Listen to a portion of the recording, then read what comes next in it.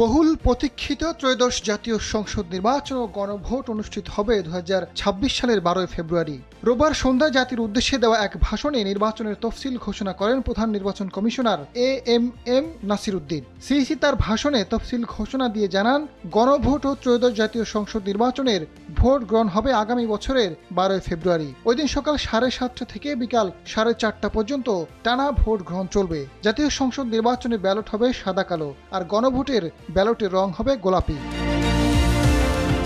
বুধবার আনুষ্ঠানিকতা হিসেবে বঙ্গভবনে রাষ্ট্রপতির সঙ্গে সাক্ষাৎ করেছেন সিইসি ও 4 নির্বাচন কমিশনার। নির্বাচনের প্রস্তুতির অগ্রগতি রাষ্ট্রপতিকে অবহিত করেন তারা। সুষ্ঠু ও অর্থবহ নির্বাচন আয়োজনে সর্বোচ্চ সহযোগিতার আশ্বাস দিয়েছেন রাষ্ট্রপতি।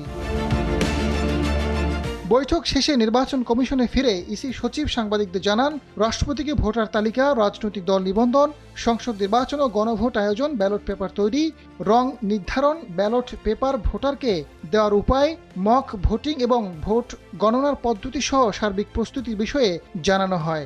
এসব শুনে তিনি সন্তোষ প্রকাশ করেন। নির্বাচন কমিশনের তথ্য অনুযায়ী এবার দেশের ভোটার সংখ্যা 12,76,95,183 জন।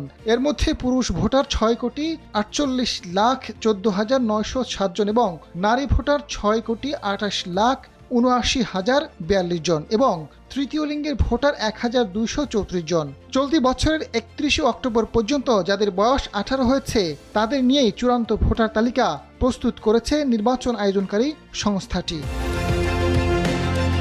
আজাদ ফারুক, সময়ের আলো।